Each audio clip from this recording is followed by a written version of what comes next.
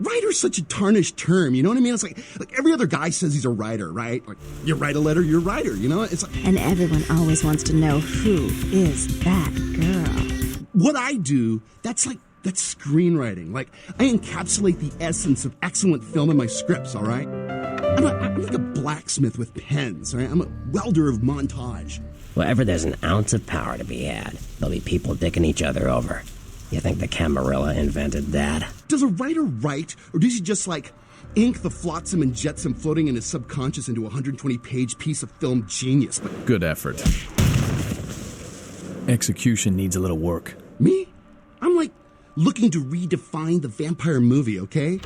Tons of people make vampire flicks, popular characters, but me, I'm gonna be doing the real deal. Away from jihad and the nonsense and the dangers, just the two of us. Magic missile casting, motherfucker! Not only is it gonna be scary, but it's gonna be believable. It's like, hey, let's all spread hell on Earth so we can feel big and bad. Oops, I'm dead. It's not about garlic and bats, okay? It's about vampire societies and stuff. What would vampires be really all about? I mean, how do they blend into society without being discovered? You will do well in this new life, young one. That I can see already.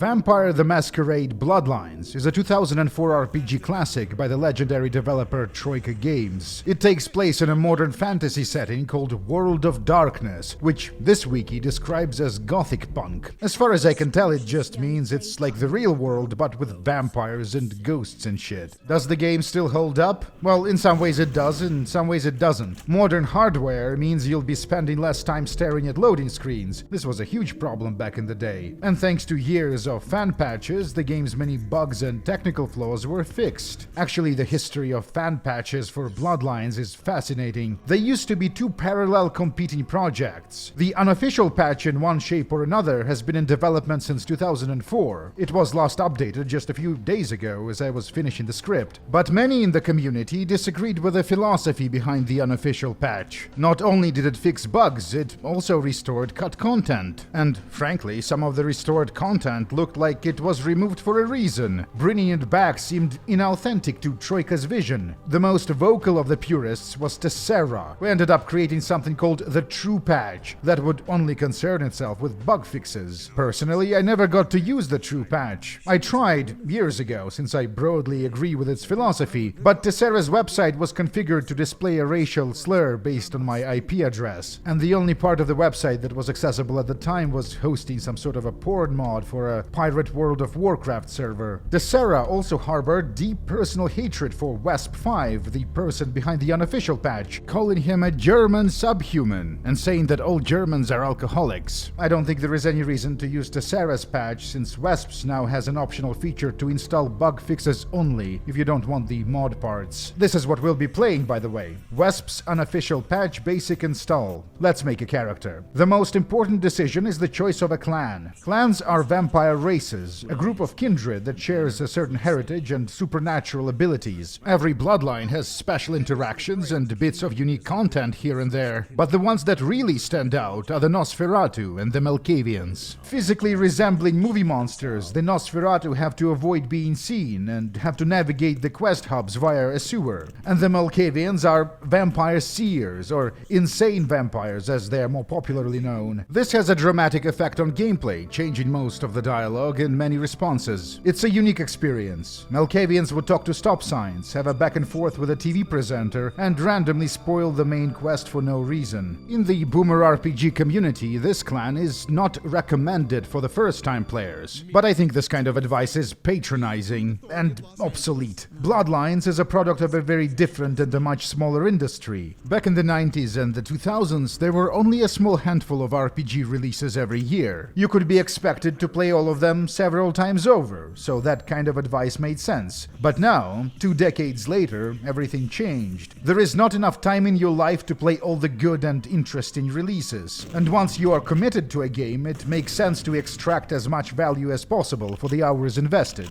What other RPG allows you to navigate the political landscape of LA as a clinically insane vampire seer? Newcomers should play Malkavians exclusively, but that's not what I'm gonna do in this video. We'll be playing a Tremere, a vampire wizard with a gun. Bloodlines has a number of dialogue-related skills and abilities, but this is no Arcanum. There are no purely social builds. There are no companion characters. The second half of the game is very combat-heavy. You need to be competent at combat, or you won't enjoy the experience. Speaking of enjoying things...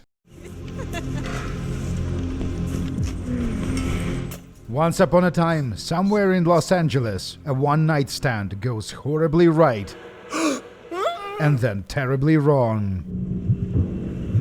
The act of transforming a human into a vampire is called the embrace, but making new vampires without the permission of the prince is strictly forbidden. My fellow kindred, my apologies for disrupting any business or interfering with prior engagements you may have had this evening. The Camarilla is the vampire government, or at least it is according to the Camarilla. It's unfortunate that the affair that gathers us together tonight is a troubling one. A prince is a powerful vampire in charge of the city. Politically powerful, that is. There are stronger vampires than LaCroix in this very room, but they don't rule. He does. The penalty for this transgression is death. The traditions, the fundamental laws of the vampire society, prohibit making new vampires without the permission of the elder, in this case, Prince LaCroix. Forgive me. Let the penalty commence. We never learn anything about our sire. They never speak a word. Why did they risk it all to vampirize us? Are we that good in a sack? Without a sire, most children are doomed to walk the earth never knowing their place, their responsibility, and most importantly, the laws they must obey. Therefore, I have decided that... This is bullshit!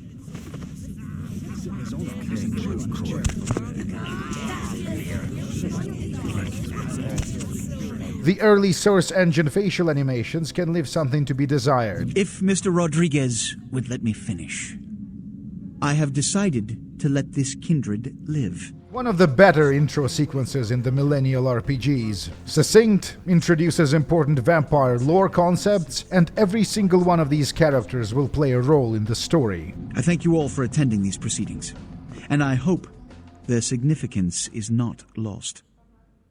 Good evening. The prince directs us to his henchman in Santa Monica. We exit the theater, and the adventure begins. What a scene, man! Woo-wee! Meet Jack. This is the tutorial. He is going to explain the basics. Blood is like our mana, fuel for the vampire abilities. Humans are walking, talking blood bags, but it's important to avoid draining them completely dry. Killing innocents lowers our humanity score, which is displayed on the character sheet. Lose enough humanity, and the beast inside takes over. Forget the books and the movies. Garlic is worthless. A cross? Pfft. Shove it right up their ass. One of our less useful powers in action. You can tell by his aura that Jack the Vampire is a vampire. A raid. The Sabbat is the vampire organization that rejects the traditions, including the most important one of them all, which is the Masquerade, a sophisticated campaign of deception enforced by the Camarilla to convince the masses that vampires do not exist. The Masquerade status is displayed on our character sheet. Fail to preserve it enough times, and it's game over. The big guy is the sheriff, subordinate to the prince. Conceptually a cool scene undermined by the unartistic early 2000s special effects. Bums and lowlife don't pack the same punch that a healthy, well-bred human will. The social class of the victim determines how nutritious their blood is. In extreme situations, we might have to resort to eating rats. You rat sucker! The game's combat wasn't its strong point even back in 2004. The stealth mechanics are a little better. One-hit kill sneak attacks, basic Source Engine physics. You can pick up and throw objects to distract bad guys. A feature that is used not very often. The early game guns are kind of terrible, but once we reach mid-game and invest enough points in firearms, Bloodlines comes close to becoming a passable shooter. Well, maybe I'm being too generous. Killing in self-defense, or eating people in self-defense, doesn't reduce our humanity score. That's it, kiddo. Just like that, and it's all over. Everyone slinks back to their corners of the city for the night. Jack is just saying this for narrative purposes. There is no day-night cycle in Bloodlines. You will be brought to Santa Monica. There you will meet an agent by the name of Mercurio. He will provide the details of your labor. I've shown you great clemency. Prove it was more than a wasted gesture, fledgling. Don't come back until you do. Good evening. This is our apartment, provided by the prince. Jesus Christ. Coast Guard officials are releasing very little information right now, but have identified the vessel as the Elizabeth Dane. The TV presenter foreshadows quests and provides feedback on our actions. Eeny, meeny, miny, moe. The radio show does the same thing, but there seems to be less radio content. The most important thing in our apartment is the laptop. Penis enlargement. Watch the girls come running. From Hunlow, troyanbotnet.vtm. You know, it's been a long time, more than a decade since I last played or even thought about this game, so the information on Bloodlines was stored in the part of my brain normally reserved for boomer RPGs. That would be right there. And I was surprised to rediscover that it plays nothing like Fallout or Arcanum or Gothic or whatever. In terms of its genre, Bloodlines is most similar to a BioWarean type of an RPG. These were the ones that ended up replacing the classics during the period of RPG death in the mid-2000s and 2010s. They provided a more guided kind of experience, typically with a smaller but a more detailed game world, with a fewer characters overall, but the ones that are there were usually more developed. They were voice-acted, animated. A Fallout game, a Gothic game, Arcanum, Morrowind. These are storytelling mediums. They provide you with a set of tools and a huge game space to tell whatever story you want. But in a BioWarean game, you can tell one of 3 stories, pre-written for you by narrative designers. Ultimately, there is no correct way of making an RPG. If you can't tell, I'm more biased towards the olden boomer Fallout-like experience. These were the games I grew up with, but there is no correct way of making an RPG. This is where we're supposed to meet the agent of the prince. We should call 911. What? No. I got a record back east on heat date. Don't touch that phone. So here's what's up. We are a disposable vampire terrorist. My rib is poking through my side? Oh, I'm all numb. You gotta look and tell me. But the people who were supposed to sell us explosives decided to keep both the bomb and Mercurio's money. The hospital is just across the street. Before we recover the bomb, we should get Mercurio some painkillers. Oh man, you're a vampire, aren't you? Is it really that obvious? I didn't know about any of this stuff until a couple of months ago, when this guy just appeared and, well, all of a sudden, BAM! Whoa, man! Vampires are real and right there in front of my eyes. Blew my goddamn mind. Nox is a ghoul. A ghoul is a minion created when a vampire feeds a human their blood. Mercurio is a ghoul as well. That's why he'll survive his horrible wounds. Alright, let's go get the meds. A single doctor is working the night shift. There is a line. I think we'll use a back entrance. Your donation could save a life, you know. Oh, but isn't it a little late for altruism? How come everyone we meet knows what vampires are? Well, this guy is also a ghoul, which makes sense. He manages the hospital's blood bank. The local vampires would want to control it via proxy. Blood bags function as both medkits and mana potions. This lady needs urgent medical assistance we are not qualified to provide. We got twice as many people as usual waiting for treatment. I'll look at her as soon as possible. This was a snap decision we didn't fully understand the consequence of. Saving the woman's life increases our humanity score. You... who... Time to leave. We should recover the bomb. I recall Mercurio saying something about Santa Monica Beach. Did you guys see that? A huge-ass dog. There. Through that chain link gate and up those stairs. This is Rosa, a homeless, thin-blooded vampire who can see the future. No, you are going to China. Alright, so who can we trust? The man on the couch, the lone wolf.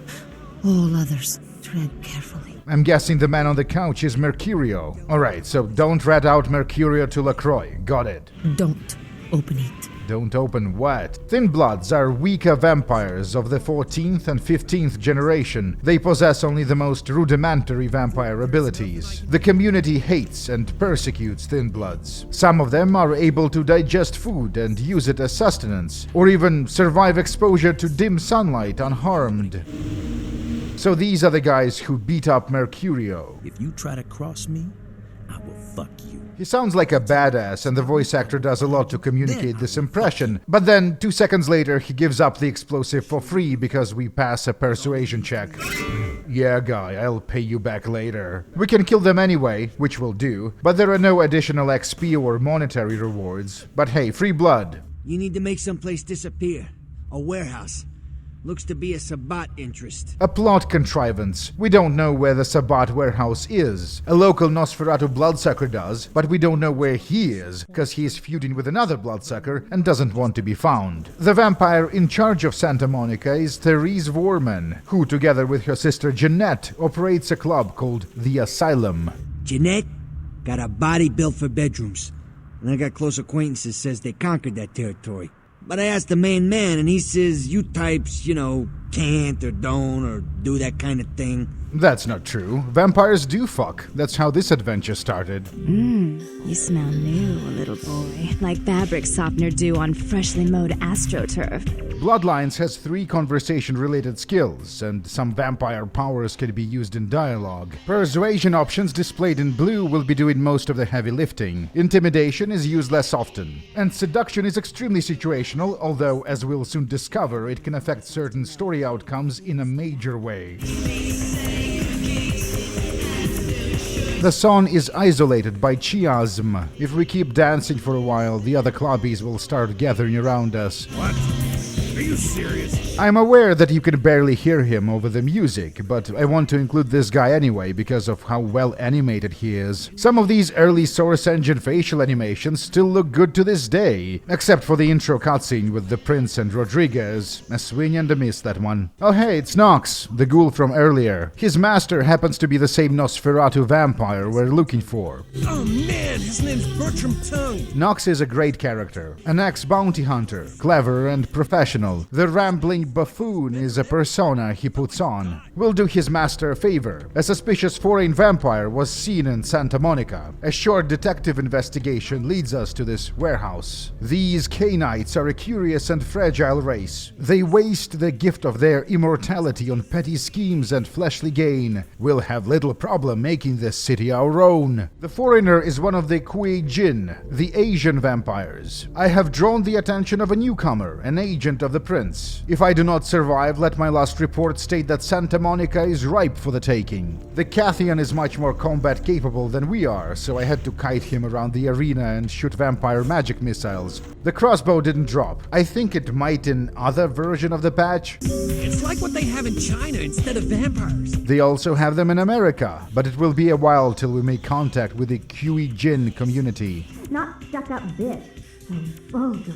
I can't even look at you sometimes. The Warman sisters are feuding. That's what vampires do. Therese and Jeanette are sort of like the 2 Catherines from the eponymous puzzle adventure game. I do apologize for my sister's crassness if it made you uncomfortable. Therese is the responsible one, or so they say. But then, what reason would I have not to hate that loathsome Nosferatu scoundrel? Bloody Nosferatu. They're so unclean. What is this? Speciesism? Clanism? She's willing to call off her feud with the Nosferatu if we do her a favor in return. Rumor is that a personal item of a ghost may be used to draw it out or excise it from its haunt. So I want you to go to the Ocean House Hotel, find an item of the spirits, and bring it back. This scene, the hotel exterior, is one long establishing shot. We pick up the key from the front door, but other than that there are no interactive objects here, I'm pretty sure. The purpose is to get you in the mood. In 2004, GameSpy called the Ocean House Hotel quest the level of the year. Replaying the game almost 2 decades later, I was prepared to be disappointed. From what I remember, the sequence relied way too much on jump scares, and the special effects looked goofy even back then. Happy to report, the Ocean House level still holds up. The building is a battleground of 2 spirits trapped here. The spirit of the victim is trying to help us, while the spirit of the murderer is trying to, well... Bloodlines was released on the same day as Half-Life 2, which makes it the 2nd Source Engine game ever made. You know, the worst thing about this is that I still think of the Source Engine as if it is a new thing. Please put me out of my misery. Early Source Engine games were famous for physics-based gameplay gimmicks, which is something this game barely ever does. The scene in the kitchen is the notable exception. Oh yeah, I played Half-Life. I know what happens next. I wonder what's the vampire policy on the ghosts existing and fucking shit up. Does the Masquerade cover other supernatural phenomena? That's the item we were sent here to retrieve, given to the victim by their mother. The killer mistakenly believed that the pendant was a gift from a lover.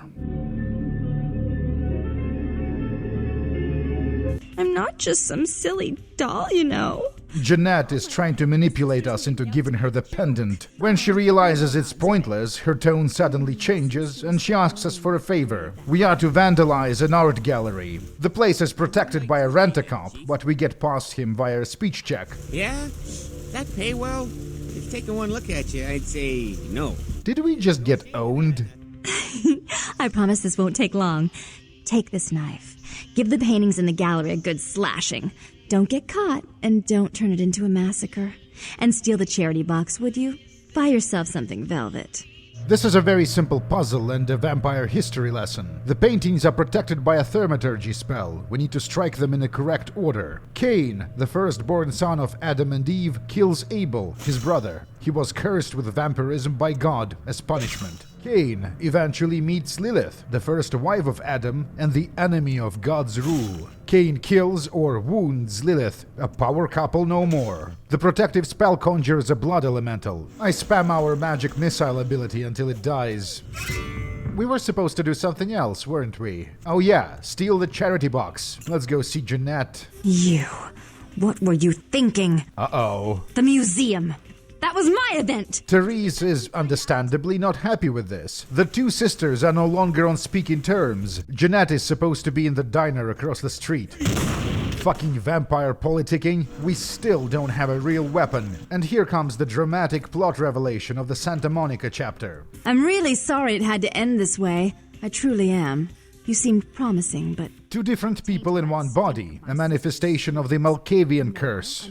Do you want to know just how depraved the Baron of Santa Monica can be? Shut up, Jeanette. You'd love the world to think you're a saint. When you thought I was asleep, I used to hear Father come in at night. There is a dark and unpleasant backstory to all this. Interesting that their sire is the 5th generation Malkavian Jacob. This means the sisters are incredibly powerful. More powerful than LaCroix, Jack, or Rodriguez. This story can end in one of 3 ways, which will define the political fate of Santa Monica. It's possible to save both sisters, but that requires us to invest a point in the seduction skill and actually use it in one of the previous interactions with Jeanette. That ship has sailed. So we have to sacrifice one of them. I take no pleasure in this. Tongue's hiding out in an abandoned oil tank at the old gas station. This is just across the street from the club. The locations in Bloodlines are tiny but packed with content. And here is Bertram the Nosferatu. News travels down the kindred grapevine like wildfire. And that courtroom spat between LaCroix and Nines Rodriguez is a juicy little morsel. As I mentioned, this clan is not recommended for new players. They can't even be seen by humans without violating the Masquerade. As if vampires and women both weren't insecure enough.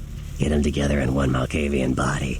The Nosferatu tend to resent beautiful people, especially women. It's all out of envy. An important part of life was denied to them. The Sabbat has a bunch of low-life humans working day and night to move stuff through there. So the prince wants us to blow up a Sabbat warehouse, and Bertram knows how to get there. We should prepare for combat. Cop cars at Gallery Noir. Ooh, reactivity. Some lunatic broke into the gallery and slashed up the paintings. Everyone's a critic these days, huh? Nobody appreciates classic art. Young people just want to change their gender and have gay sex all the time. I'll tell you, crazy stuff happens all the time, and it's like we just get used to it, just going our way, do-do-do. This guy's mechanical role is to be a trader of early game garbage, but even he got some attention from the writers. We buy ammo for the pea shooter. I hope it'll work against humans. Let's do this. A few years back, I was on bodyguard duty for one of the old boys. Me, a couple of ghouls, and some young vampire types like you. The Sabbat hit us. Tried to pull a dine and dash. Just 2 of us walked away. And one was the elder. The warehouse level is sort of like an open-air dungeon. Our social skills are irrelevant. We can either sneak past the enemies here or kill them. And someone better tell those clowns in the freight house to quit playing cards before Marcus comes out and starts peeling fucking caps, you know what I'm saying? What's the German word when you feel embarrassed for the other person? Hey, what the fuck? Something going down tonight. He knows something, we don't. I know you best keep your voice down, Holmes. Marcus don't play that shit. All I can say is that the worst bits of voice acting in Deus Ex aren't this bad. Our weapons are weak, melee skills non-existent, but the stupid-ass Tremere magic missile works, I guess. The Trance ability is a silent instant stun that works for a generous amount of time, useful for sneaking and in combat. The bad guys don't drop anything useful, so there is no real reason to murder everyone. Hell yeah, a shotgun. What was that Jack said? Now, a shotgun blast to the head. Oh, that's trouble, boy. This is what they are stockpiling in the warehouse. Explosives or munitions. The bomb is armed. We should go. The shotgun is superior to the pea shooter, but it's not really good. None of the early game guns are, just like in the other Troika game. But the guns do become fun eventually. We have something to look forward to. I remember that dog. We've seen it at the pier in Santa Monica. I see my reputation, for once, does not precede me. Beckett isn't a werewolf. These do exist in the setting, but they do look different. Beckett is of the Gargoyle bloodline, animalistic vampire loners with an ability to transform into animals. Most of my contacts here report sensing something unusual in the night air, like a sense of dread or pressure. He is a scholar of vampire history. Beckett is prominently featured in the tabletop RPG. We shall, I'm certain, meet again. Or never again. When I played this game as a kid, I used to love this character, but as an adult he's making me cringe. This is obviously some writer's dorky self-insert. The game world of Bloodlines consists of 4 large hub areas unlocked sequentially. We can freely travel between them via a cab. Where to? There is no map travel like in Fallout or Arcanum. Time to go see the prince.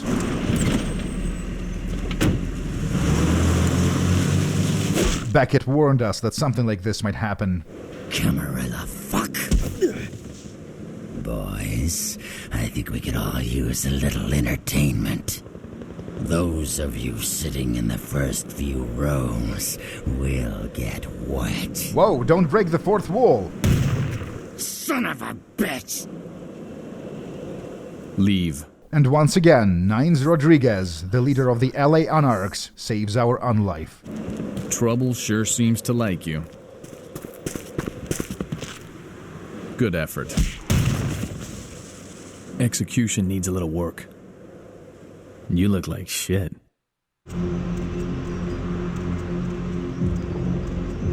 Downtown LA, the game's biggest social hub. We've been here before. This is where the trial from the intro cutscene took place. The ladies call me, oh God, but you can call me Fat Larry with a F-A-T, cause I know I got a weight problem, I just don't give a fuck. Let's get an armor upgrade. In Bloodlines, progressive armor improvements unpredictably alter your character's aesthetic, which is a design decision I don't agree with. There is an epidemic, so far localized to LA. The hospital is abandoned and haunted. Good thing we are something of a specialist on evil spirits. You may address me as Pisha. Pisha was the name of my companion and lover in a time before my death. Pisha is a vampire of the rare Nagaraja bloodline who need flesh to sustain themselves. The blood alone isn't enough. We don't have to work with Pisha, but it's hugely beneficial to be doing that because the woman is an expert on magical artifacts and has some in her possession. The people she ate were a film crew. One man escaped. He is hiding in his apartment. Holy shit, you suck! Haunted LA my ass! Even if there is such a thing as ghosts and shit, there is no fucking way a goddamn werewolf could be hiding in Griffith Park. A joke? A joke, right? Oh, real funny. Oh, you got me good. I'm going to hurt some people very badly. It's just a prank, bro. If a man walks into a tiger's domain, it may result in his being devoured. I wonder if vampire veganism is a thing. The blood can be bought from willing donors, but I suppose it's harder with body parts. This old-looking building is the stronghold of the clan Tremere in LA. A clan of spellcasters, the Tremere are extra secretive and extra disliked. I have been looking forward to meeting you for quite some time. It's just Strauss, the regent, and a few of his apprentices we never get to see. During the Middle Ages, the human wizard Tremere sought eternal life, but every life-extending spell he tested was flawed in some way, so he chose to become a vampire. In 1133, Tremere journeys to the Anatolian desert, and diablerizes the antediluvian Solot in his tomb. With the godlike power usurped, House Tremere becomes Clan Tremere. What is going on here in downtown? The word on everyone's lips, kindred or kind, seems to be epidemic. We've seen the clues. Vampires can't get sick, but they can spread sickness to humans. And since humans provide sustenance to vampires, we're interested in them being in good health. I think that Sebastian Lacroix lacks the usual discretion necessary to be a prince. Despite its questionable reputation, the clan is one of the pillars of the Camarilla. I wonder if Strauss has ambitions. No, young one. I aspire not to such lowly heights. My only interests are those of my clan and the Camarilla. In that order? The gangsters on the street corner would sometimes attack random civilians. I think this might be the only instance of something like this happening in the entire game. Believe it or not, this majestic building is a nightclub. 2 more of these and you'll be telling me your nastiest, dirtiest stories. Confession is the name of the place.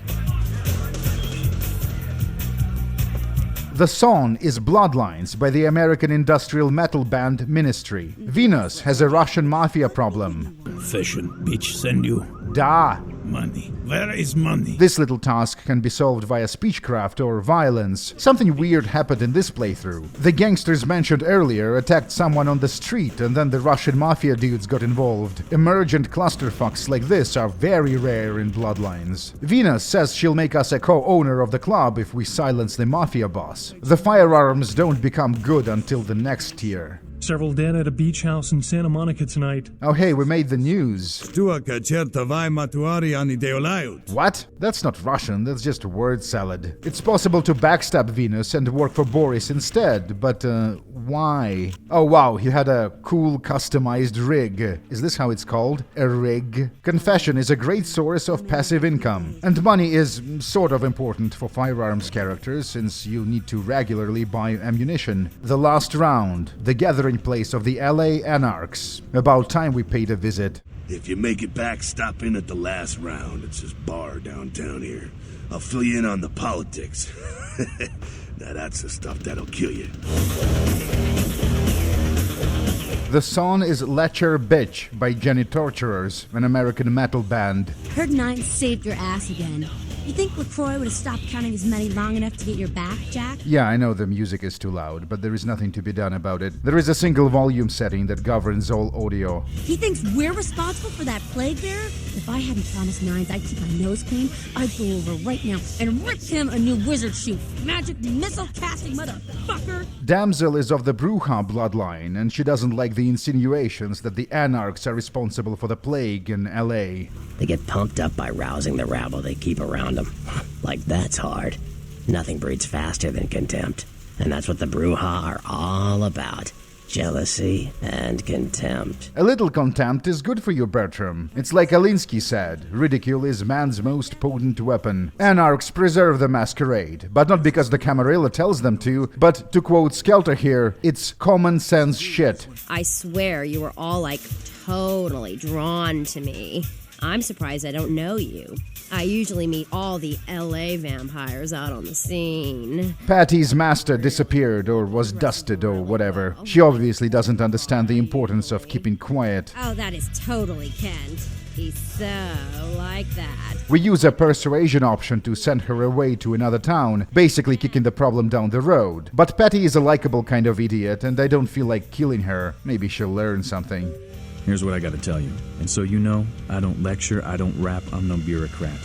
I'm just a guy out of nowhere came to be involved in something 500 times bigger than you and me. I'm a little weirded out by Nines because he looks exactly like my dad back when he was younger. The Camarilla is a pyramid scheme, he says. There is a bunch of these old vampires at the top with God knows what plots in mind. The Prince and crew are new to LA. Used to be an Anarch city. They kicked the Camis out before. Maybe they can do that again. LA's the school of hard knocks, so keep your friends close and your enemies in a barbecue pit. Thanks, Dad. Oh hey, it's Jack. Besides, I never trust anybody with an X in their name. Not unlike Beckett, Smiling Jack isn't just a Bloodlines character. He's a former pirate of the Caribbean, and his story is explored in the vampire RPG books. Vampire population control, fascist crap. LaCroix wanted to look like the strong leader upholding the law. We would have been dust if not for Nines. We owe these guys. Yeah, I respect what they do, strenuous liberty and all that jazz, but they're kidding themselves. Wherever there's an ounce of power to be had, there'll be people dicking each other over. You think the Camarilla invented that? Paraphrasing what Alinsky said, power will always exist. What matters is who organizes it. We should pay our debt to the community by solving the puzzle of the LA plague. It was a monster, you see. Monster with his face all twisted. Nosferatu, maybe. The Plague quest is actually 3 different side quests linked together. What's up with these columns? But admittedly, if there is a place in the world where one would find a neoclassical sewer, it's probably LA. Yeah, an extra fucked up Nosferatu. The sickness is being intentionally spread by a vampire cult for an unknown purpose. The entrance to their lair is marked by a sign. I can't believe I'm saying this, but I'm actually sort of enjoying this shooting segment. The weapons do just enough damage for the hits to feel impactful. Still not as good as a real shooter, but it could have been. This is the Source engine. Gehenna, Judgment Day, the apocalypse again. Brother, you are too indoctrinated into the antiquated beliefs of this material world. There is no rhyme or reason, no all-powerful and terrible gods who watch over their children. Oh, how I wish this was true. These guys don't seem to be affiliated with the Sabbat. They are self-hating vampires that intend to exterminate the kindred via the contamination of our food supply. Both the Camis and the Anarchs wanted the plague-bearer problem solved. So I guess you want me to thank you or something?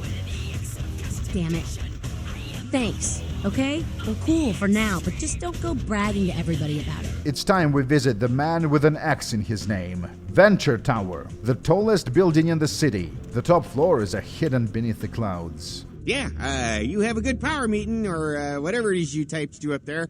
You need any security? Well, you just ring the front desk and ask for Officer Chunk. Venture is an obvious anagram for Ventrue, a playable clan of vampire CEOs. The Ventrue vampires lead the Camarilla and often become princes of important cities. Yep, after that gallery, I didn't think I'd be able to get a job guarding a room full of Jack Squat from the Boogity Man. Some of the secondary characters have little plot arcs of their own. LaCroix resides at the very top of the tower. Hey, it's the big guy for you from the tutorial. No one knows the sheriff, really, except LaCroix. No one even knows the guy's name. There's lots of rumors about him, though. I heard LaCroix picked him up in Africa over 100 years ago. He is a Nagloper, a bloodline capable of the art of vicissitude, the reshaping of flesh and bone. The clan is not playable, unfortunately. I trust you encountered no impediments to your progress on account of my personnel. This is where we can rat out Mercurio, but I'm not sure why would you want to do this. Maybe if you're playing a Ventrue bootlicker. You may yet prove to be a genuine asset. It's a bit disturbing the lack of talent within this organization as of late. He's right. The Camis don't take good care of LA. Strauss was the one who instructed us to find the origins of the plague, but he's not involved in governance. And the opposition, the Anarchs, unleashed a powerful rhetorical deconstruction of the Camarilla power vertical and then proceeded to do nothing at all. In this age of information, videotape, and weapons of mass destruction, the Camarilla is more necessary than it has ever been. The prince equates the Camarilla with the Masquerade, but we ingested enough vampire critical theory to know that you don't need to be a Cami to maintain secrecy. Now, this is something we should keep to ourselves, but I'm not convinced we even need the Masquerade. Jack, in the very beginning of the game, expressed a view not dissimilar to what LaCroix is telling us now. We live in the age of cell phone cameras, being careful is extra important. But as far as I can tell, vampires are ultimately just people. Some of the bloodsuckers we've met were manipulative and cruel, but not more so than humans. In 2020, the Pentagon released footage of real-life UFO encounters. And what happened next? Nothing. Nobody gave a shit. I'm sure mankind will accept vampires as alternative humans, or at least they will after a sophisticated media campaign, something we're supposed to be good at. The prince gives us another job. We're going back to Santa Monica. There have been whispers, rumors spreading around the kindred community concerning the Elizabeth Dane, the cargo ship that was towed into port recently. Have you heard of it? Yeah, I remember there was something on the news. Mysterious murders on a cargo ship. Grateful for not ratting him out to LaCroix, Mercurio will be selling us high-quality equipment. But he doesn't have anything on him now. It's in the project. The boat is how we get to the Dane. The reason the ship has caused such speculation is because it was transporting an object called the Ankaran sarcophagus. The Ankaran sarcophagus. The ship is a stealth level. Well, sneaking isn't strictly speaking mandatory, but the prince said he doesn't want extra victims. There are signs of violent struggle, but there are no bodies. The job is to recover the cargo manifest and the police report.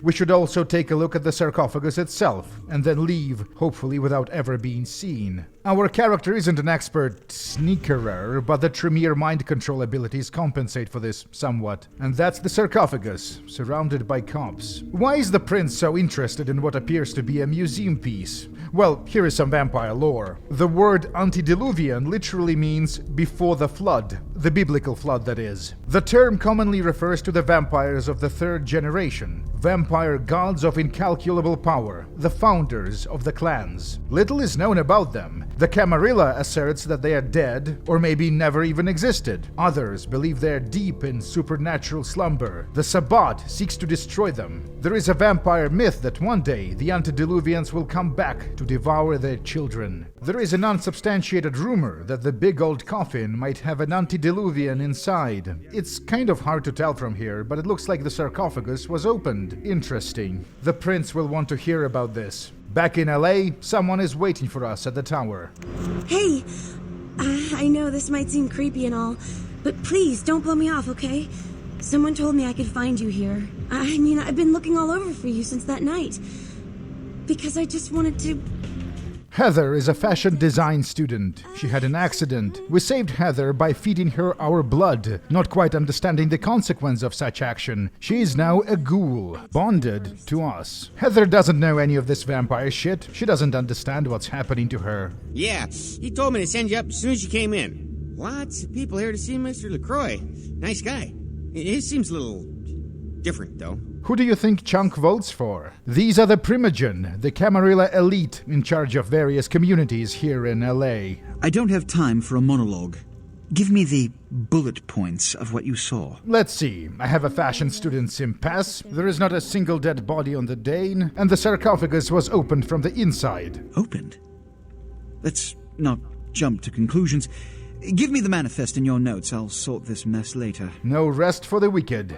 It seems Alistair Grout, the Malkavian Primogen, has either forgotten how to answer his phone or is missing. You never know with the Malkavians. Contacting the missing Primogen is our next task, but this can wait. We have shit to do around the city. Although I must admit that I sense a change in the night air, something subtle and not altogether pleasant. The Ankaran sarcophagus is a weapon of mass destruction. If it indeed hosted an antediluvian inside, all kindred and kine are in grave danger. Was it really open? We weren't in a position to get a good look. And you know, it's like Alinsky said, power is not only what you have, but what your opponent stone and things you have. If there is even a chance that the Ankaran object has an ancient vampire inside, various competing factions in LA will attempt to seize it and seal it somewhere safe, or perhaps even cannibalize the catatonic body inside. A risky proposition, but the potential reward is unimaginable power. Money, right? I've got your cut right here. Thanks, Venus. If we were nicer to the prince, he would have rewarded us with an apartment downtown. But, well, we'll have to stay in our shitty flat in Santa Monica until Strauss likes us enough to invite us to the Chantry. Your place is, nice. Thanks for rubbing it in. It's time we red pill Heather on vampires. That's like slang for something like catcher or some fetish term, right? Not like a blah, blah. No, vampires are real, but they're mostly just idiots. Our relationship with Heather can progress in one of three ways. We can send her away, we can be incredibly abusive, or only moderately abusive. It's all very creepy and uncomfortable. A massive explosion rocks Santa Monica tonight. So what was the name of the Malkavian primogen? Grout? For Clan Malkavian, the dreadfully winsome label applied to the particular strain of vampirism I suffer, so named for some supposed vampire father figure of old, more poppycock grown from a backward culture that seems interminably drawn to children's tales and the fiction of Victorian romance when it should concern itself with the science behind their suffering. What's Nines doing here? You should get out of here. This place is bad news. There is a strange echo to his voice. Weird. Maybe he's depressed. Like with the Ocean House Hotel, this little area is just one long establishing shot we can walk inside. Grout's house is a stereotypical creepy vampire mansion. It's like something from Heroes of Might and Magic, but that's on the outside. Inside the mansion, the vibes are different. These are Grout's patients or test subjects. It is quite peculiar, the happenings I've been made to witness for my supernatural longevity. Dr. Alistair Grout was a psychiatrist, embraced by one of his patients, a vampire of the Malkavian bloodline. In a way, he is still a practicing medical professional. Is this why Nines came to see him? To address his depression? In RPG terms, the mansion is a dungeon. What a fantastic shot of LA. This is not a mirror, is it? I have concluded that their fundamental understanding of the vampiric condition is woefully lacking and mired in suspicion and pseudo-religious dogma. Grout eventually made contact with the larger vampire community. How does vampire psychiatry work anyway? Do vampires experience the same neurodevelopmental conditions humans do? Is there a vampire ADHD? And how does the treatment work? Most internal organs in vampires' bodies are atrophied. Most fluids are replaced with blood. The meds made for humans probably won't work for us. Frequently, in conversation, I will hear voices emanating from other vampires, voices that are not their own. This mechanic is implemented in-game. Malkavian characters will hear voices. The prophetic gift is the reason the Malkavians are valued in the Camarilla. I take it this is Grout's wife, preserved. And this is the doctor himself, chained, staked, left for sunrise. The mansion is shaken by a powerful explosion, and we are about to meet one of my favorite characters in the game. By the flames! Gunfield Bach. Let this righteous display serve as a promise to all who serve the Archfiend Lacroix. He is a Catholic fundamentalist from Germany and the leader of the Society of Leopold, the order of elite vampire hunters. The modern Inquisition will be seeing Bach again. Time to report the bad news to Lacroix. Hopefully the fire will take care of the Masquerade incompatible vampire shit inside. Evening there. Something burning? Ooh, smells like someone burnt the burgers. Jeez, I could go for one of them double-spaced burgers with the onions and the cheese. Chunk seems like he's one of those people who get really into bulletproof coffee and such like funny diets. Grout's dead. What? There's an old German guy looking for you. Every time I think he's lost the scent. So, Buck killed Grout to draw me out. Hey, that rhymed. The Society of Leopold is basically anti-vampire SEAL Team 6. They stalk and kill our kind to appease their god. This sort of condescending attitude is a mistake. Look at me. Are you sure it was Nines Rodriguez? Because if it was... This gives Lacroix a casus belli versus the Anarchs. The sarcophagus was transported to the Natural History Museum here in LA. Here, that should provide for an interesting evening. After each completed main story mission, something changes in the major social hubs. New interactions and new side quests become available. You measly fuck, you got a lot of nerve showing up here, Lick. Skelter says Nines was with them the whole time. I wish there was an option to not tell LaCroix about our meeting with Rodriguez at the mansion, but the story basically forces us to do it. I thought maybe something happened to you. I shouldn't even think such a thing. I mean...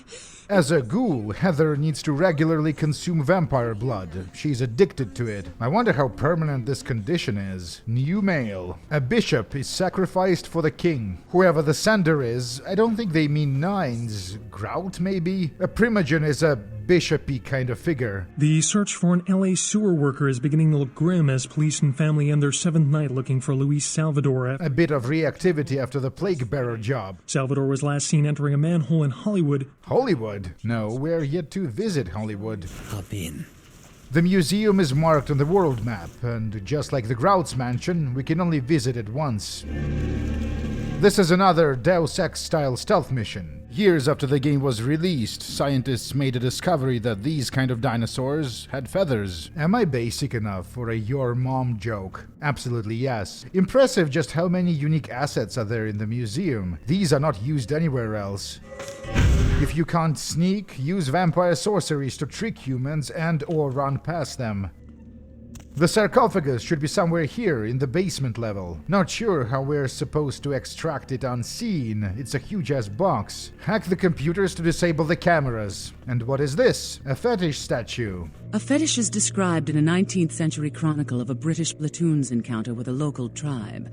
Soldiers would go missing in the night and be replaced by these fetishes. Wash your mouth, Pisha. What you are seeing here is the absence of the Ankaran sarcophagus. I can't understand why someone would go through the trouble of stealing a box with a very ancient corpse. What's up, Beckett? All this speculation about the sarcophagus containing an antediluvian and being a portent of Gehenna is making me cringe. His opinion carries weight, since he's the closest thing to a vampire academic in this game and possibly in the setting. It's a common facet of most mythologies. Fear that the world will end. Many believe Cain and the antediluvians will return to consume or destroy all kindred. Gehenna is the vampire eschaton, the end time. As I said, many cultures have the fear of some form of apocalypse.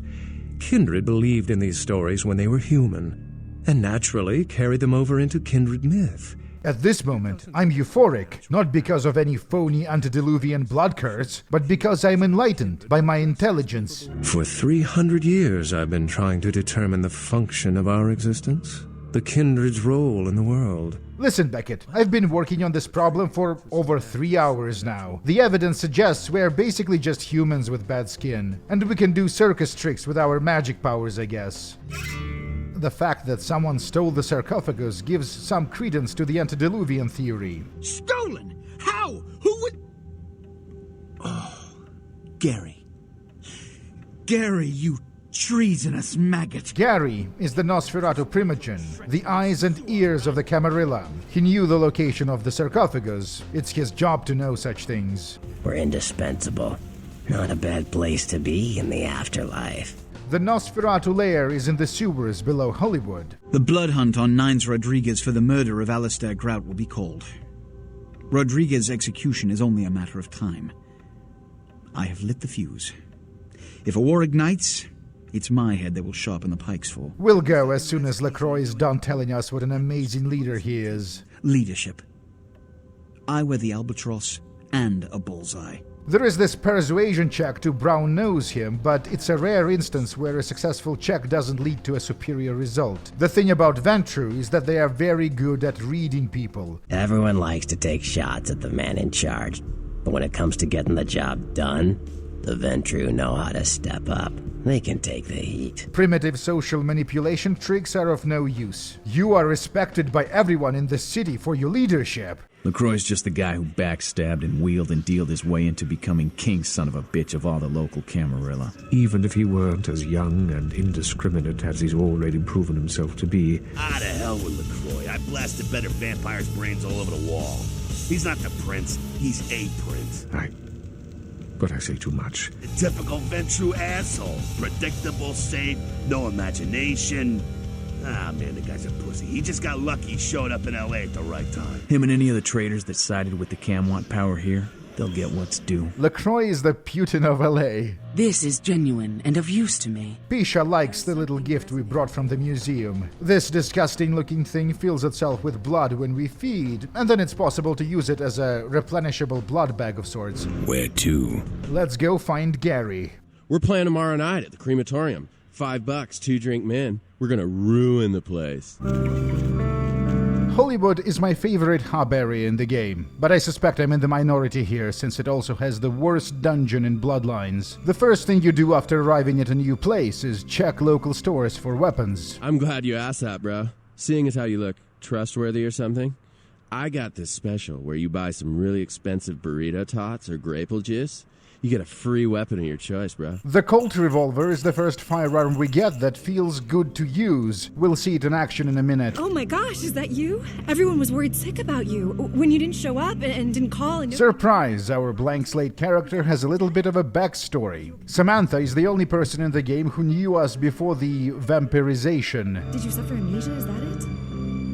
Let me make a call. We'll get everybody together. The Masquerade must be preserved. There is about a dozen ways we can deal with Samantha. A Malkavian protagonist can convince her that we are actually her pet turtle. But the easiest way is to feed on her. She won't remember the last hour or so. Bloodlines was released in 2004. The modern online porn industry was born in 2006. The game captured the last years of the paper-based masturbation assistance business. Depraved ain't a 4-letter word here. What? The Hollywood graveyard, with a zombie problem. Dead of him getting up with an itch to stroll down Hollywood Boulevard. Nobody knows why, but they're working on it. I have a vague memory of this being one of the harder action sequences in the game, but for this video I managed to complete it on my first try. The shooting mechanics are not exactly competent, but they can be described as Mass Effect 1 tier, passable. As a reward for our efforts, we get a marksmanship lesson, narrated just like in Gothic. Asp Hole, one of the better clubs in Hollywood. Hunters. I don't know, I'm not vibing this. The song is swamped by gothic metal band Lacuna Coil. What do you care anyway? I could just do it. Just walk out of here and into a legend. Maybe I live, maybe I don't. What's the difference? Meet Ash Rivers, a movie star, a club owner, a vampire. Ash was introduced early in the game via a TV news segment. Last year, he got involved in 2 car accidents, miraculously escaping both unharmed, attracting the attention of the media, and through the media, of the Society of Leopold. Most are half-cocked yokels, who also say they've been abducted by UFOs. The real hunters are trained by secret societies, holy orders of the church that have existed since the Middle Ages. Sure, we'll try to save him. I feel like fucking with hunters. Asp Hole is the only club that has 2 songs playing instead of just one. This is Kane by Tiamat. Love the vocals. We extract Ash via the sewer. Dudes in cop uniforms are working with the society. All vampires have a built-in resistance to bullets, but not arrows and bolts. The rate of fire on this thing kind of sucks. It was as far as I could fall. It was as low as I could go. Way past oblivion to a point only described as -0. Ash is a Toreador, a playable clan of social vampires. A good choice for your first playthrough because they're one of the 2 clans who can take advantage of the celerity discipline, which is basically bullet time. Vesuvius, no cover after 8 p.m. Isn't this better? You and me alone, for just a little while. Away from jihad and the nonsense, and the dangers, just the 2 of us. The domains of the Toreador are art and sex. I think we should get to know each other a little better upstairs. Velvet, or Miss Velour, owns the club. An erupting volcano is a good metaphor for what's going on here. Well, and also because of all the weird sex graffiti from the Roman resort town of Pompeii, destroyed by the actual historical Vesuvius eruption. Goodbye, wondrous femininity. My penis now penetrates man's behinds. Saladas the Thracian makes the girls mourn. The one who buggers a fire burns his penis. The reason I asked you up here is because I and the rest of the Hollywood kindred have been under surveillance lately by hunters. Velvet wants us to kill a hunter who has been spying on her club. Chastity. She works downstairs in the booth. But if you're looking for someone to pull your cork, I got better girls than her. She ain't exactly adventuresome. This is true. Chastity made a total of $120 yesterday. Compare this to Jennifer's amazing earnings. Hey, stop right there! The worst enemy of stripper vampires are stripper vampire hunters. Chastity is almost completely naked, wielding a katana sword. I asked you not to kill anyone else. You may be able to wash that blood off your hands easily, but my conscience will soak in it. The Toreador are more in touch with their human side compared to other clans, but Velvet is actually bugged. We didn't kill anyone except for the Huntress. Our next task takes us to the Lucky Star Motel. Writer's such a tarnished term, you know what I mean? It's like every other guy says he's a writer, right? Like, you write a letter, you're a writer, you know? It's like... David wants to make it big in Hollywood, so he wrote a story, a movie script about vampires. Does a writer write, or does he just, like, ink the flotsam and jetsam floating in his subconscious into a 120-page piece of film genius? But the same voice actor also worked on Saren from Mass Effect 1, Zerathul from StarCraft 2, and Soldier 76 from Overwatch. Me? I'm like looking to redefine the vampire movie, okay? Like, tons of people make vampire flicks, so popular characters, but me, I'm going to be doing the real deal. Like, not only is it going to be scary, but it's going to be believable. The story David wrote is suspiciously true to life. He must be working with a vampire co-author, probably unknowingly. Okay, he's a guy, calls himself Julius. He lives under the pier, in fact... We know where that is. Santa Monica. Mercurio has a new toy for us, an automatic shotgun. I like the revolver a little better, but this is good too. That's Julius. The other Thin Bloods are gone. The fault lies with the community. He should have been instructed in kindred ways. Heather, who the hell is this? You're back. I went out this evening and I met someone and he wouldn't leave me alone, so he came back here with me and, well, I thought you might want to... I might. A woman is dead tonight after a man burst into an adult bookstore and brutally killed the dancer before fleeing the scene. Rep Chastity. A gambit has been played. The king leaves himself open. LaCroix went after Rodriguez. I wonder who the friend is. Let's go on with the main quest. We should see the vampire in charge of Hollywood. Last week I paid for a certain item, a movie, and this evening I got an email saying that the seller is ready to deliver it. Unfortunately, he's become a bit paranoid all of a sudden. Isaac is a baron, which is like an Anarch prince. I'm sure the Anarchs would hate that analogy. All kindred that enter my domain are expected to introduce themselves. He wants us to do him a favor. Go to the Ground Zero Internet Cafe. Use the login Joseph K and the password Kafka. There will be a message specifying the pickup location. Counter-Strike references. I used to go to an internet cafe similar to this one and play CS and Quake. I don't know. I mean, when it comes to video, I've seen everything. And I do mean everything. With this thing, it's sick. The piss tape is real. I knew it. Hyped to finally see the film.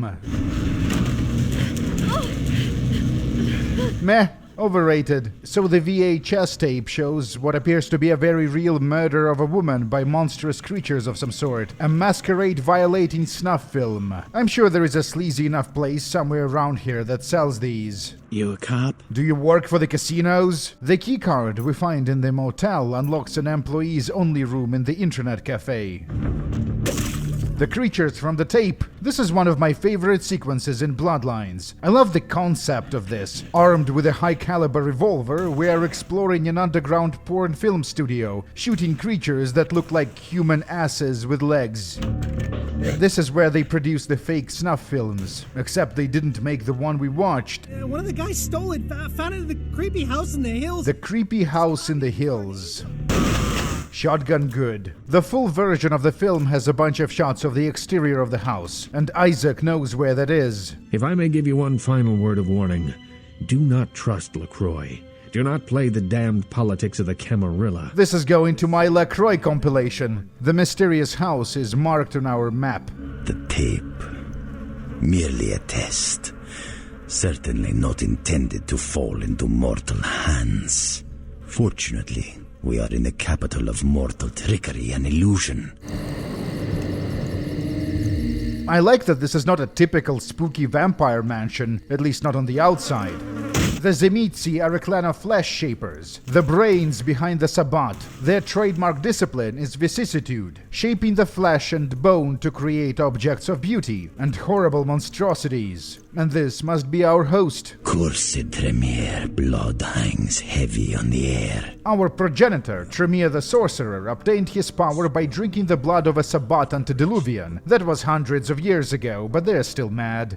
Even now, they answer the call of the Ancient and seek to free him from his torpor. The Sabbat are anti-antediluvian. Unlike the Camarilla, they don't deny the existence of the Ancients or downplay their influence. Instead, they seek to put an end to them, while the Ancients are still asleep. The sewers are clogged with my creations.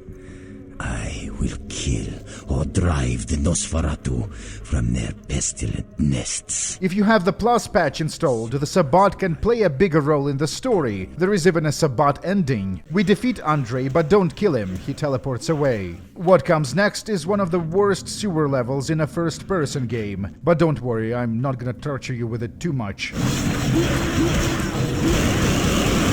The Nosferatu live somewhere below the tunnels underneath LA. The tunnels are 3 or 4 long and boring mazes chained together.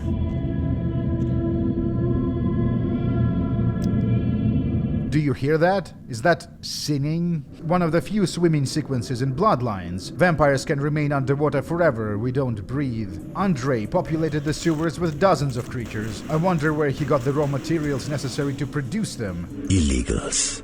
Mongrels, half-bloods. Just how many people did you kidnap? If you are playing a firearms character, this is when you inevitably run out of ammo for the main guns and have to resort to using backups. But to be honest, the Nod Glock works just fine. This thing looks like it escaped from Doom 3. The game pretends it's a boss, but we kill half a dozen of them in the next level. If the unofficial patch had an option to remove this entire sequence from the game, it would only improve the Bloodlines experience. Eventually we find the sewer control terminal and the nightmare is over. I know where your prince's prize is. There's very little that doesn't leak down into this place. Tell me, boss, you ever gone up against a Kuei Jin? The sinning seems to be a part of the ambient soundtrack. An unorthodox choice to use something like this for a sewer level, but it works, creates intrigue. Wake up, boss. Who do you think you're dealing with? Why else would LaCroix send you on this snipe hunt? Back in the 30s and 40s, Gary Golden was a famous Hollywood actor. Behind you, boss. Boo! Now, the primogen of the Nosferatu in LA. What's up with your left ear? I thought vampires can regenerate lost limbs. Quite atrocious, isn't it? I like looking at it in the mirror. Builds character. Of course, despite the orders from the prince, Gary refuses to relinquish the location of the sarcophagus. He wants us to do him a favor first. Fucking vampires are ungovernable. We need to rescue one of his people from the Kuei Jin, the kindred of the East. We're going to Chinatown. I mean, just look at her. Too fat, big teeth in her complexion. Imalia here is what the Nosferatu call a Cleopatra. Cleopatras are individuals, almost always women, with good looks but terrible personalities. Because she's a bitch with zero talent, who the world seems to think has taken my place as the hottest supermodel of all time? The Nosferatu think it's ironic and funny to transform supermodels into one of their own. Oh, you did not just try and run a trace on me. Mitnick the hacker is the opposite. The Nosferatu curse had barely any downsides as far as he is concerned. I'm not gonna win any beauty contests, but I wasn't too good looking before anyway. Real-life Kevin Mitnick is an American computer hacker who spent almost 5 years in prison for computer security-related crimes and authored 4 books. Exceptional. Isaac has another mission for us. The Gargoyle has taken up residence in an abandoned Chinese theater here in Hollywood. An impressive production for what is a very simple missable side quest. Tremere. Secrecy and sorcery. Gargoyles are created by our kind, the Tremere, via our signature trick, thaumaturgy. Isaac Abrams. His disrespect for the Camarilla is surpassed only by his hatred of LaCroix. If he finds out, it will be a source of great embarrassment for the clan and the Camarilla. He cannot learn that this gargoyle was my creation. I have a question. Why did you make the gargoyle Chinese-themed? The creature wasn't originally from the theater or from Hollywood. Is it because you guys made the assets first and then wrote the quest? Since we are a member of the clan Tremere and managed to complete this quest without ratting out Strauss to Isaac, we finally get the much-anticipated apartment upgrade. Goodbye, Santa Monica. Now we have a cool TV. Attention towards exploitive games such as Meth Tycoon promotes parental awareness of their adult content. And a cool computer. The cost of an attack is often paid later. But the real reward is this thing, an artifact that increases the damage done by our blood magic. I'm so glad you're back. I've been waiting forever. I've been kind of nervous. I can't feel you inside my veins anymore. We should have never initiated this creepy relationship, but I'm making a video for YouTube, so I need to showcase this. Alright, Chinatown, let's go. That's the going rate for my info right now. You get our chum back from Chinatown, I'll give you what you need. No, you are going to China. Rosa doesn't miss. The final quest hub, the combination of 4 ethnic architecture and tall modern commercial buildings. Let's get the next tier of equipment. Selling remedies is honest work. I came to America after discharge from Chinese herbal remedies forces to help aging parents restore. Definitely, I am now American citizen. God bless the Allegiance flag! Bloodlines is absolutely dominating other millennial RPGs when it comes to cool and memorable side characters. The armor upgrade actually has a dexterity penalty, but there is so much combat in the late game, I think it's worth it. The Golden Temple, time to introduce ourselves to the Kui Jin. And thank you for respecting our traditions by announcing your presence in our domain. I am Ming Zhao, High Priestess to the people of Chinatown. Strictly speaking, the Kui Jin are not vampires, although we are similar in many ways. Sunlight is also lethal to them, but instead of burning, their bodies rapidly rot. The entire city is alight with news of its arrival and speculation about one of your ancient vampire grandfathers and his evil apocalyptic plot. Ming Xiao doesn't want you to know this, but the main weakness of the Kui Jin is that it's very hard to make more of them. Their numbers are limited, and they can't create ghoul servants. Such a distasteful existence you live, skulking in the shadows, fighting for scraps and fearing the return of your fictitious fathers. At least I don't live in a theme park. Chinatown is a little smaller than other hubs and it's very main quest dominated, but there is still quite a bit of stuff to do, like helping this katana-armed Japanese schoolgirl avenge her master. Ogami Yukie desu. I'm she, demon hunter. I come to the city for the blood of the demon that... She's hunting a Hangeyokai, a shape-shifting demon whose scent smells like fishes, she says. Maybe if I was a little more desperate and, a little less attractive and, a corpse. The techniques failed me yet again. Oh, great teacher, what am I doing wrong? You looked like someone who might have some interest in my product. Actually, you'd be surprised at the variety of people who fit that profile. Despite a somewhat conventional appearance, this person emanates a threatening aura, and his hair visually merges with the background. It's weird. You want to kill Hangeyokai with me? Why? XP. I need to max out the blood magic branch before the game is over.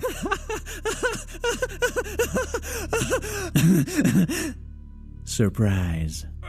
Ogami Yukie desu. The monster version of him is somehow less creepy than the human form. The main quest for this chapter involves us dealing with Chinese mobsters. The search for the missing daughter of the restaurant owner eventually leads us to the nightclub called Glaze.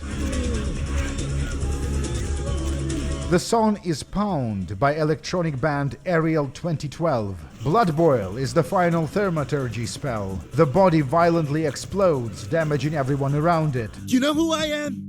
You know where you are? You wanna die? I honestly don't even remember why I'm here. Got a little carried away tearing apart gangsters. You told me that guy was a nobody. Just what the hell did you get us involved in? Shoot it. You'll find out. You're dead, asshole! What the fuck? I shot you! You're dead! That's exactly it, Johnny. Uh-oh. It is dead. The mysterious man on the TV is red-pilled on vampires. You are searching for one of your kind, I understand. I have him at my facility. Come to the Fu Syndicate building.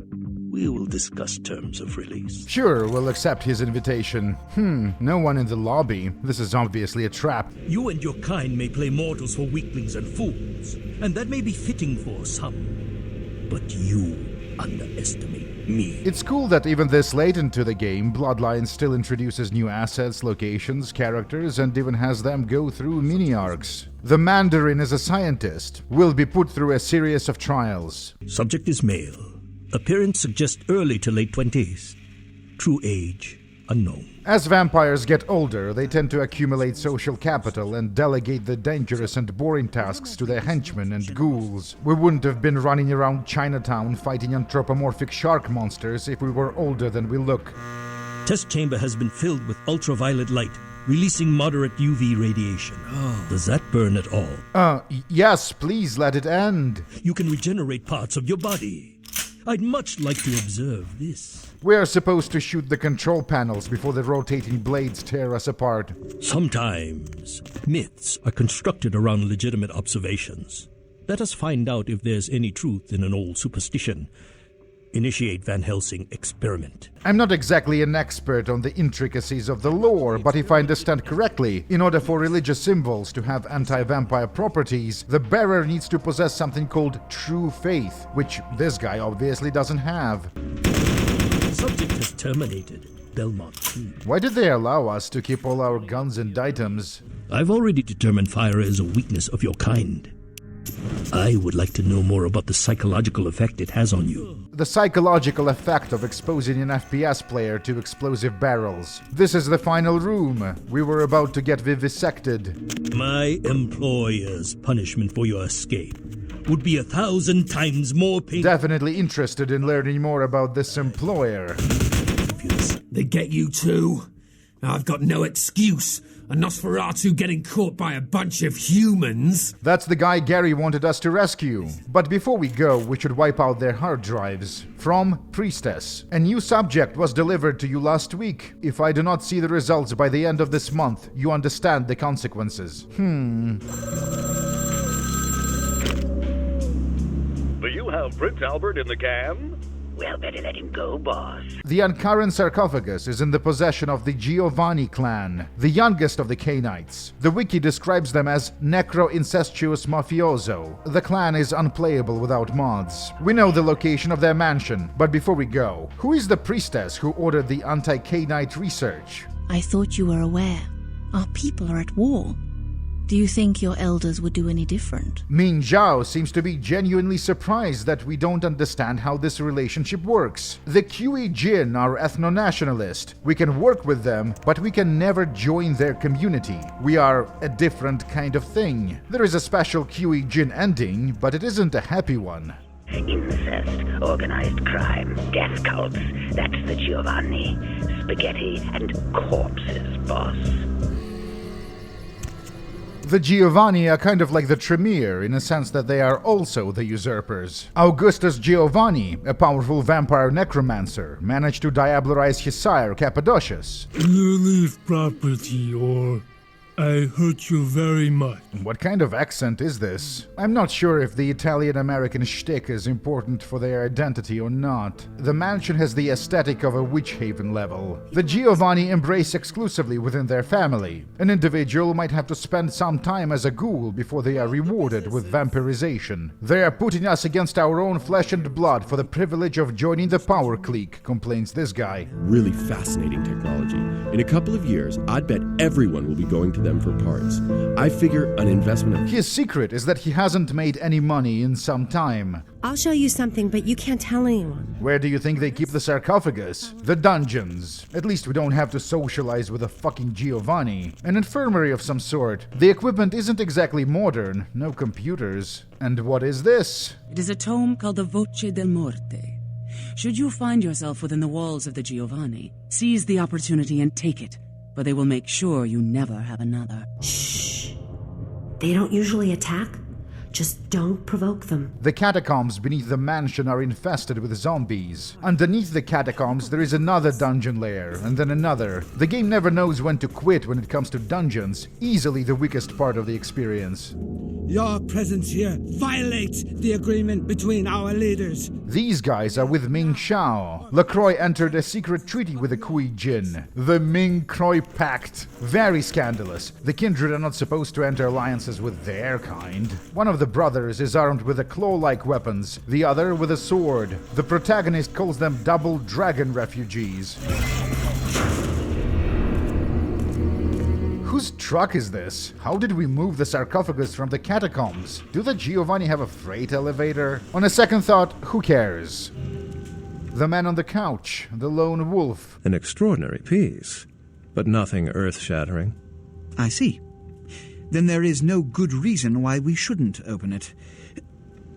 Turns out the sarcophagus has a strangely sophisticated lock. Another argument in favor of the antediluvian theory. I'd already made up my mind to open the sarcophagus, if only to show the city that Gehenna, contrary to popular belief, has not begun. Oh, my science! Dr. Ingvar Johansen, a professor of archaeology from Norway, is the one responsible for finding the uncurrent sarcophagus. He might have some ideas on how to open it. Johansen went on to add, this theft is not just from the museum, but from all of mankind. The success of a campaign is weighted by the commitment of your opponent. We tell the Anarchs about the supposed alliance between Ming Shao and LaCroix.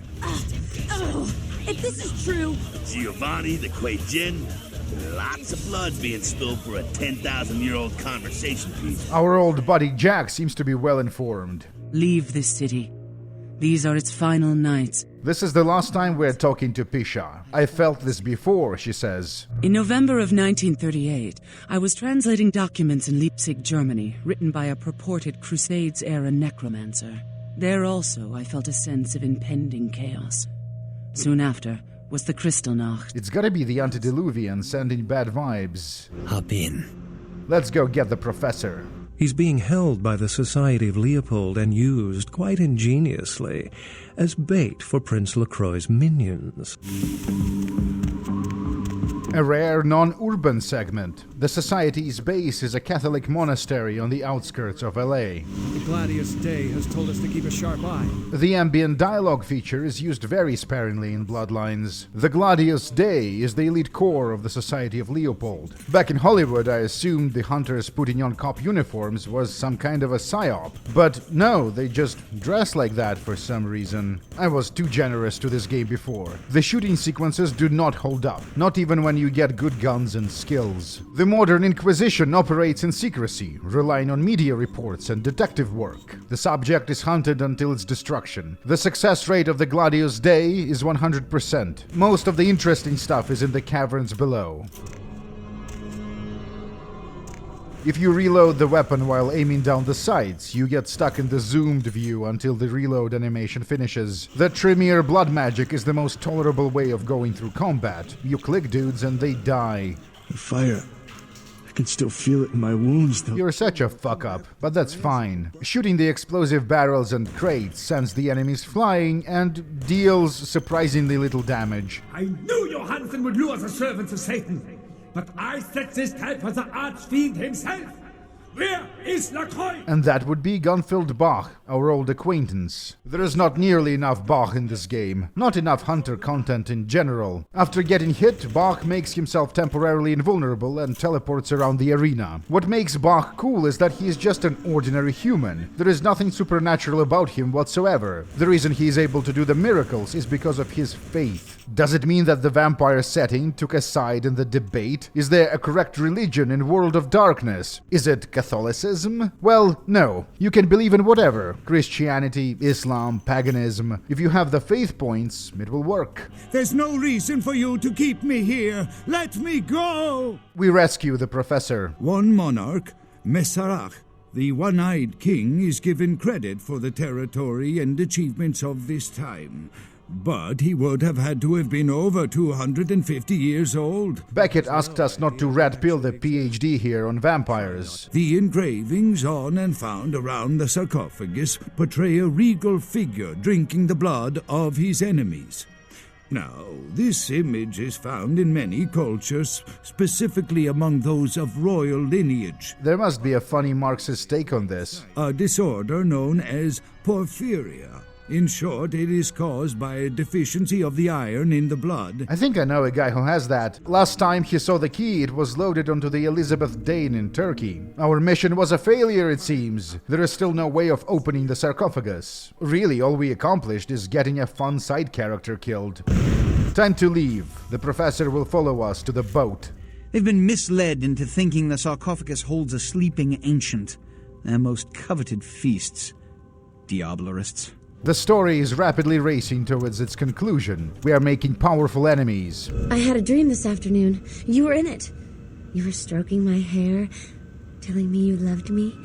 And then, in the next instant, you were gone. It's time we end this relationship before we get Heather killed. I'll leave. Okay? But if you ever change your mind... White Bishop Falls. Well, this one is obvious. A terrorist attack in Los Angeles has left several dead and many more wounded. The Ventrue building was... What? Looks like something fell from the roof. Where is what was his name? Where is Chunk? There are still bodies in the lobby, but no cops, no journalists, no cleanup personnel. With whom do they think they're dealing? Attack me in my own building! They're desperate. They've shown their weakness.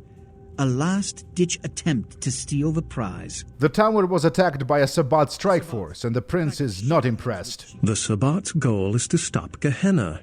The Camarilla, on the other hand, suspends belief entirely. Camis are like Gehenna Lysenkoists. The Sabbat base is not far from here, in the nearby Hellowbrook Hotel. I'm sure the sheriff could take care of them, but LaCroix very obviously wants to get rid of us. The rest of the game is a sequence of long, boring, and visually bland dungeons full of trash enemies. That would be a Tremere Any Tribu, a clan traitor, working with a Sabbat. This woman and Strauss are the only two NPCs of our clan in the game. Wow.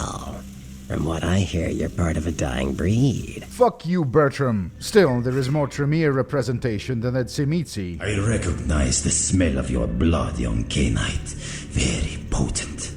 Greater than our last meeting. I could smell it, even over the flood of my fallen brethren. Doesn't that make you wonder? It does. It's very strange that we, a clueless fledgling vampire, were able to exterminate dozens of our kind. It wasn't even that hard. It is the blood that he is speaking through. The blood of all the pawns. Andre believes the antediluvian inside the sarcophagus is manipulating us in his sleep, which is the power they really do seem to have. To be perfectly honest, I'd feel much safer if the artifact was in Andre's possession. Zulo Shape is the Tzimitzi warform, a power available only to masters of flesh shaping. It's a pathetically easy boss. If I had the presence of mind to bring a flamethrower, this would have been over in seconds. Be at peace, kindred. You stand amongst friends now. Guess who is in a possession of the key to the sarcophagus? Ming Zhao and LaCroix entered a secret alliance against other factions in the city. This much we already know. LaCroix feared Alistair Grout, the Malkavian primogen, for the cursed insight of his bloodline was strong and brought him uncomfortably close to the truth about LaCroix's ambitions. Yes, they were hints in Grout's recordings, but back then I didn't put two and two together. The prince sent us to Grout so we could witness fake nines exiting the manor. We are politically naive, so no one would suspect us of intrigue. LaCroix could order a blood hunt against nines with no consequence. You believe what happened the other night?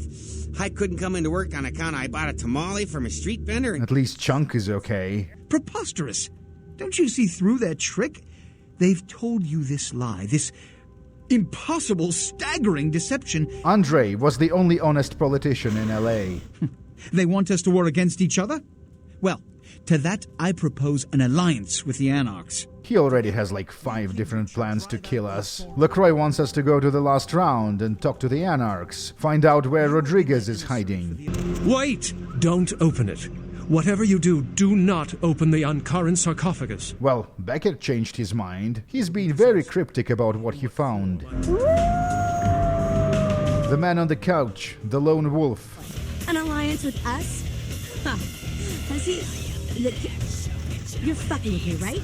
Do I look like a goddamn source of amusement for you? Yes, but this is not what this is about. Nines can tell me to watch this place. I'd be over there right now making skank sushi. She's Chinese, not Japanese, you racist. Damsel tells us that Nines is hiding in Griffith Park. I remember hearing something about Griffith Park on TV, but I forgot what it was. The park is a real IRL existing place. This is an American privilege. Must be cool to have an RPG set in the places you can actually physically visit. What if someone made a vampire RPG set in a Soviet McDonald's? It seems strange. LaCroix wanting to go to war against them all of a sudden. Something's not right. His position is weak and all his allies abandoned him. Now that I think about it, since we know about the Min-Croix Pact, and since LaCroix knows that we know, then why are we still alive? Kid, we've been followed. That fire's coming from all directions. It's man-made. The LA vampires know to stay away from Griffith Park. That's the reason Nines was hiding here. It's werewolf country. Vampires and werewolves are bitter enemies. Our job is to survive until the tram comes back. At this stage we accumulated enough XP to max out most, if not all relevant skills, but if you still need more you can attempt killing the werewolf. First you go to this little shack outside the observatory and turn the power on, and then you pull the switch.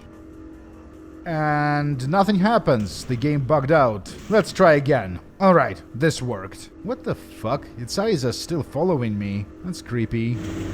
Fantastic view, made more beautiful by the fire raging behind us. You can see the Venture Tower from here. Come on, kid, get in the car. The sun will be up. Jack will drive us to a safe place. Well, safe-ish. Remember this, shithole? LaCroix put out the word. He says you're in league with the Kuei Jin, Ming Xiao's puppet. Sorry for trying to work both sides. The story made me do it. I got a driver who can get you where you need to go. Interesting guy, you like him. But this place is being watched. Alright, thanks, Jack. I have no idea how they did it, but there are barely any humans on the streets. I wonder if Mercurio is home. This is not your everyday ordinary pop gun. Flamethrower is a vampire eraser. You click on a vampire while holding this thing and they cease to be. Where to? An intriguing character, the cabbie. He was with us from the very beginning, taking us to our destination of choice. And the final choices are about to be made. Where do we want to go? They were no Tremere joining the Blood Hunt. Strauss will talk to us. The leader of the Sabbat is dead.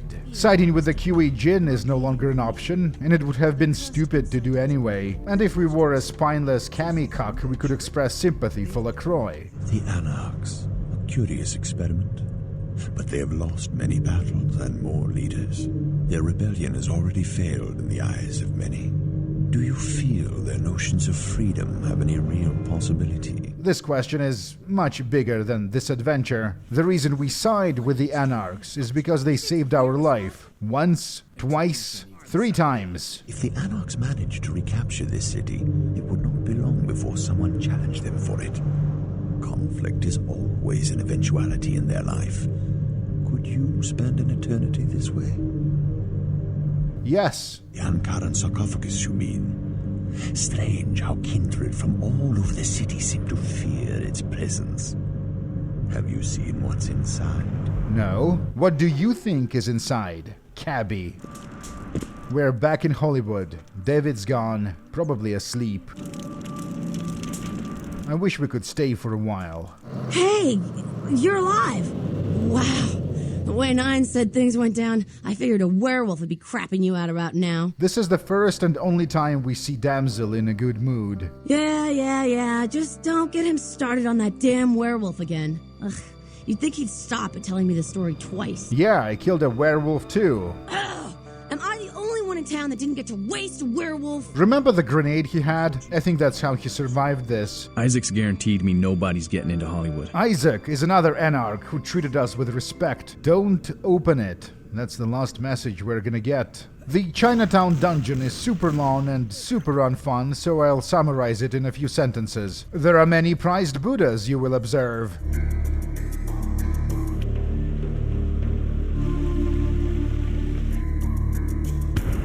This one is a puzzle, actually. The Inner Sanctum guards are armed with flaming crossbows that do fuck-off damage to vampires. Good thing we're a wizard and can kill humans via eye contact. Not a whole lot of flashy magic in this game. The portal transports us to some sort of a QA Jin pocket dimension. It was I who sensed in you the power to right the balance of this city. It will give me no joy to bring you final death. You sound like Louise Mensch. Ming Chao True Form, or whatever it is the game's most difficult boss. A crap ton of HP and a powerful, hard-to-evade ranged attack. The trick is to keep unloading on her until she sheds these little tentacle things. Killing them removes her ability to attack at range, making her basically harmless. Perhaps it would be for the best if we left the key here in the pocket dimension. But that would be boring! Why is he smiling?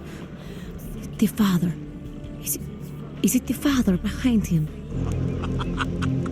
You fool! You had it in your grasp! You had Los Angeles in your hands, and you threw it all away! That's why you're not a leader, why you'll never be anything but an errand boy! LaCroix says I'm not supposed to let you up under any circumstances. He says I should escort you out of the building, so... Don't worry, I'm not gonna kill Chunk. But the rest of these fuckers don't have the same privilege. Mechanically, the tower is the final dungeon. The place is protected by cops and by members of LaCroix Private Special Ops team, who appear to be humans.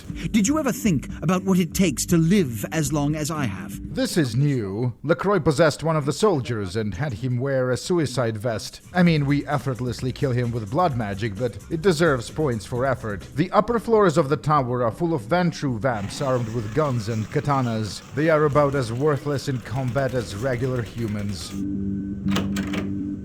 It's about time. We knew this was coming. The sheriff isn't as tough as Ming Zhao's slug form, but he's annoying to fight. He keeps teleporting behind you with his dumbass anime sword. It's like playing whack-a-mole. Once the sheriff's health bar is depleted, he transforms into a giant bat, grabs us, and the battle continues on a nearby roof. Activating these spotlights will briefly paralyze the bat. The special forces dudes don't appear to be vampire-pilled, and they open fire on the monster. An unfortunate oversight, because the bat's main weakness is bullets. I want you to think for a moment and make up your mind on what's inside the sarcophagus. Trust me, it will be more fun this way.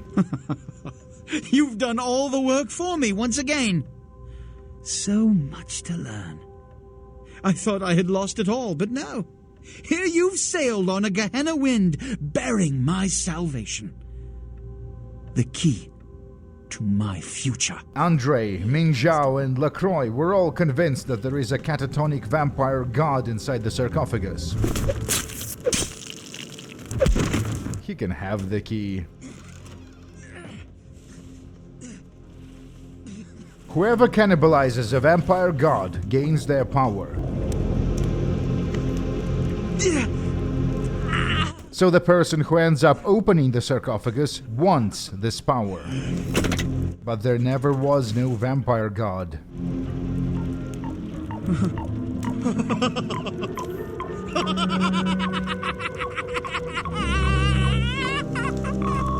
So the Anarch deconstruction of the Camarilla power structure wasn't purely rhetorical. This was foreshadowed well in advance. Rosa the Thin Blood. The European academic was right in his analysis. Beckett figured it out. You don't really talk much, do you? It happened just like you said. They never knew what hit them, says Jack. It's the blood of Cain that makes our fate, says the cabbie. The final mystery is the identity of the cabbie, who is almost certainly a friend sending us emails. He was behind the whole thing from the beginning, together with Jack. I'm not gonna reveal his identity. All I can say is that it's a character who was mentioned earlier in the story, and that a Malkavian protagonist has some additional dialogue lines hinting at who they are dealing with. But you need to be fairly well versed in the vampire lore to figure it out. The song is Swamped by Lacuna Coil. We previously heard it in one of the Hollywood clubs. Project lead Leonard Boyarsky. Bloodlines' initial release sold 72,000 copies, making it the worst-selling Troika game. The devs made a small prototype of a werewolf RPG set in the same universe as Vampire the Masquerade, but the studio closed its doors in February 2005. I need to say something post-scriptum. Alinsky would have opened the sarcophagus. Vampires are people. In order to ensure our long-term survival, we must make normies accept us, so that the masquerade is no longer necessary. The best way of doing that is by taking advantage of the existing structures of the Camarilla. And in order to do that, we need power, obtained by cannibalizing the antediluvian. Forgive me.